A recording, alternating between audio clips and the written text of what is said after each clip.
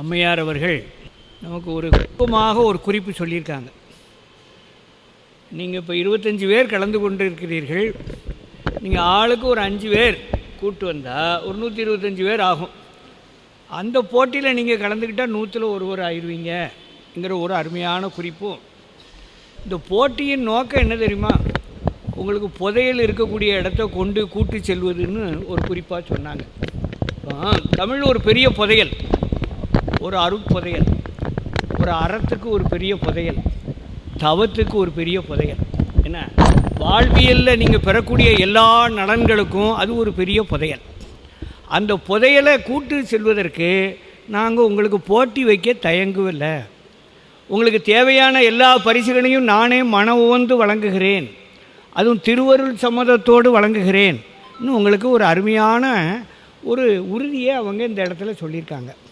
அவங்க சாமானியர்கள் இல்லை, ஏதோ வார்த்தையை சொல்லிவிட்டு ஒரு வெற்று வார்த்தையாக சொல்லிட்டு போகக்கூடியவங்க இல்லை. அவங்க ஒரு மேலான ஒரு அரசில் மிக உயர்ந்த பதவியில் இருந்தவங்க. என்ன, நீங்கள் எல்லோரும் அந்த மாதிரி ஒரு உயர்ந்த இடத்தை தொட வேண்டும் என்கின்ற ஒரு ஒப்பு உயர்வற்ற ஒரு அருள் நோக்கத்தில், ஒரு அன்பில் இதை செய்கிறாங்க.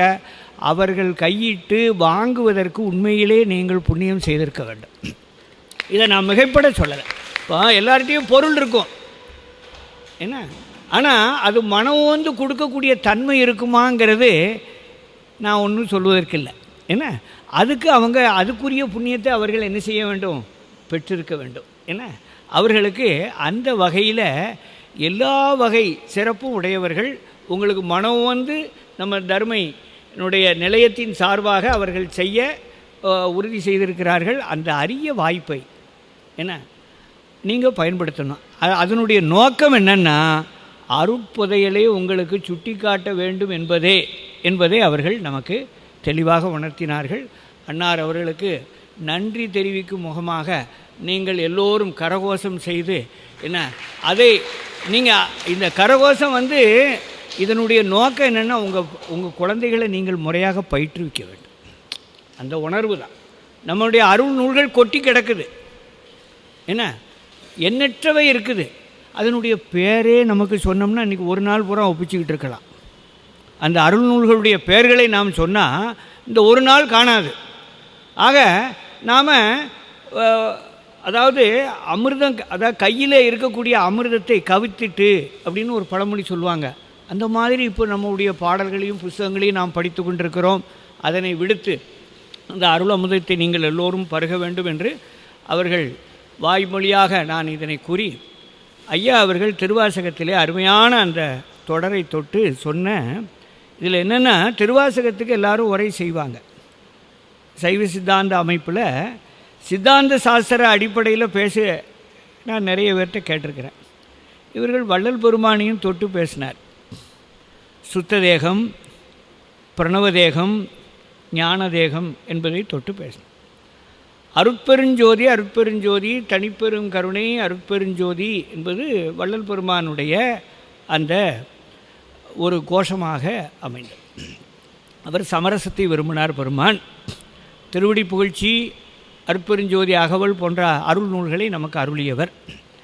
எண்ணற்ற துதிகள், விண்ணப்ப கலிவெண்பாவிலிருந்து, சிவநேச வெண்பாவிலிருந்து, திருவொற்றியூர் பதிகத்திலிருந்து, வடிவுடை அம்மை மாணிக்க மாலையிலிருந்து நமக்கு அருட்ப 6 திருமுறைகளாக நமக்கு கொடுக்கப்பட்டது. இதுகளில் திருவாசகத்தில் 12 திருமுறைகளையும் திருப்புகளையும் படிக்கிறவர்கள் ஒரு காலத்தில் அருட்பாவை தொடாத திருவுள்ளங்களும் உண்டு. என்ன, திருமுறைகளை படிக்கக்கூடியவங்க ஒரு காலத்தில் திருப்புகழை பாடாதவர்களும் உண்டு. என்ன, காலக்கிரமத்தில் தான் இந்த வழக்குகள் வந்து ஒரு விரிவாக்கத்தை பெறுது. அந்த வகையில் இன்றைக்கி அவர்கள் அந்த சுத்த தேகம், பிரணவ தேகம், ஞான தேகம் என்பதை சுட்டினார்கள். மணிவாசகருடைய முத்தியை சொல்ல வந்த வடலூர் வள்ளல் பெருமான், ஆளுடைய பிள்ளை, ஆளுடைய அரசு, ஆளுடைய நம்பி, ஆளுடைய அடிகள் அப்படின்னு 40 பாடல் பாடியிருக்கார். ஞானசம்பந்த பெருமானுக்கு ஆளுடைய பிள்ளைன்னு 10 பாடல், திருநாவுக்கரசு சுவாமிகளுக்கு ஆளுடைய அரசுன்னு 10 பாடல், ஆளுடைய நம்பி என்று சுந்தரமுத்து சுவாமிகளுக்கு ஆளுடைய அடிகள் அப்படின்னு மணிவாசக பெருந்தகைக்கும் பாடியிருக்கார். அதில் வருமொழி செய் மாணிக்க வாசக நின் வாசகத்தில் ஒரு மொழியே என்னையும் என் உடையனையும் ஒன்றுவித்து தருமொழியாம் எனில் சாதகம் என் சஞ்சலம் என் குறுமொழியை அயல் என்று கூறுவதென் கூறுதியேங்கிறார். அத்வைதம் அப்படின்னு சொல்லக்கூடியது ஒன்றுதல். இப்போ இந்த பாடலில் நினைப்பற நினைந்தேன் நீயலால் பெரிது மற்றின்மை சென்று சென்று அணுவாய் தேய்ந்து தேய்ந்து ஒன்றாம் திருப்பெருந்துறையுரை சிவனே என்று நீ அல்லை அன்றி ஒன்றில்லை யார் உன்னை அறியகிற்பாருங்கிறார். ஆக அந்த அத்வைத உண்மையைத்தான் அந்த பாடலிலே திருவாசகத்தை படித்தா போராதா, அத்வைதம் தானாக வரும், நாம் செய்ய வேண்டிய சாதனை வேறு ஒன்றும் இல்லை. வருமொழி செய் மாணிக்க வாசக நின் வாசகத்தில் ஒரு மொழியே என்னையும் என் உடையனையும் ஒன்றுவித்து தருமொழியாம் அப்படிங்கிறார். இந்த ஒன்றுவித்து தருதல் என்பதுதான் அத்வைதம். என்ன அது அப்படி ஒரு அருமையான நூல். இந்த நினைப்பற நினைந்தேன் என்பது சாதாரண வார்த்தை இல்லை.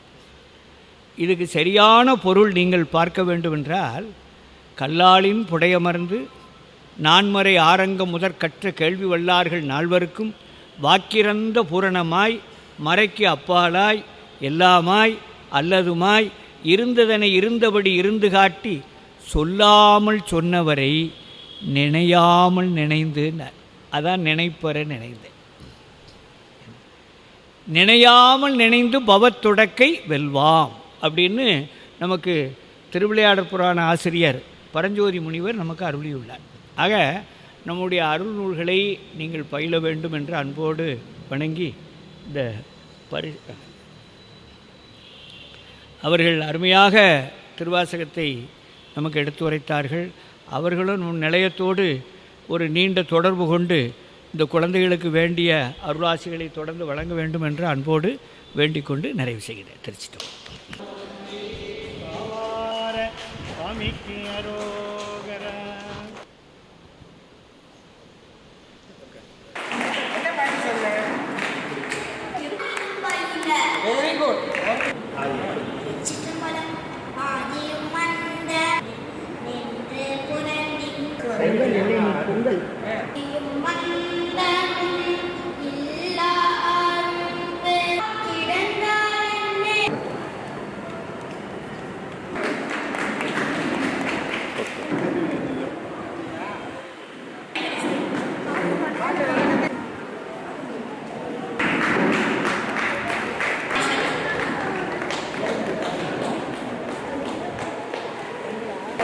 சரிங்க.